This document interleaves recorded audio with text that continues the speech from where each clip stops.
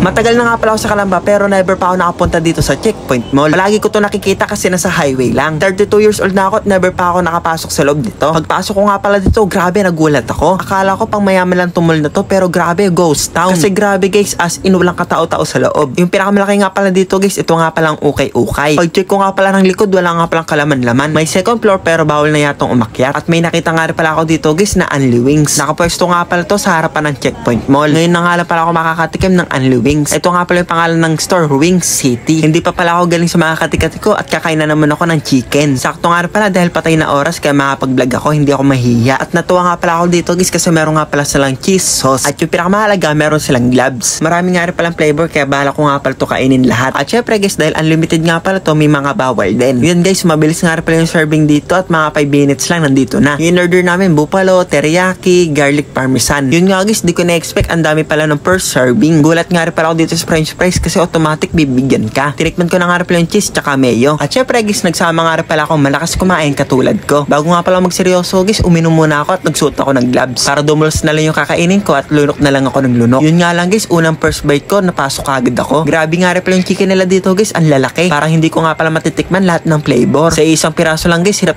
na ako kasi ang laki. Magdadalagang Pilipinas sana ako kaso sinusubukan ako kaya ayan, nagsuot na ako ng gloves. Ito nga pala guys ay hapon at hindi nga pala ako nag-umagahan at tanghalian. Talagang hindi ako kumain kasi nga naghahanda ako para dito. Muntikan na nga rin kami hindi matuloy kasi meron nagtampo. Kaya ito, sinusulit ko talaga yung pagkakagutom ko. Kagat lunok na lang yung ginagawa ko dito para mabilis ako makarefill. Ano kaya yung technique dito para hindi agad mabusog? Habang nangangat-ngat nga pala ako dito guys, nalaman ko buhay pa yung manok kasi natalon. Habang nakain nga rin pala ako guys, meron nga pala akong nabasa. Napawaw pa nga ako kasi nalaman ko na concern sila sa mga aso. Nire-recommend kasi nila na hindi maganda ang buto para sa aso. For me is tama. Kasi nga guys, yung mga buto ay pwede nga palang tumusok sa mga lalamunan nila, sa mga bituka nila at mahirapan sila magdumi. Anyway, yung next na kakainin ko nga pala dito, ito nga palang buffalo flavor. Dito nga pala nagsisi kasi bakit ito pa yung pinili ko. Yung pagiging maanghang nga pala nito ay hindi ko kaya. Alam ko naman na maanghang to pero hindi ko na-expect na hindi ko kakayanin. Kaya ayun, kada ngat-ngat ko nga pala dito, inom ako tubig, kain ako kanin, kain ako ng fries. Kaya ayun, nabusog ako. Pero habang ginagawa ko nga pala yun guys, ay meron nga pala nalaman na life hack. Ito nga pala guys, tatanggalin mo nga pala yung dalawang buto sa wings, tapos tatanggalin mo nga pala yung pinakadulo. At ayan, pwede mo na nga pala lunukin ng isang buo. Late ko lang nalaman kasi ubos na yung buffalo wing. Nakaka-per serving pa lang kami pero yung kasama ko busog na. Wala na nga pala kami magawa kaya ayan, nag-toast kami ng french fries. After 1 minute guys, ayan na nga pala yung tsura ko. Wala na nga pala ako energy kasi busog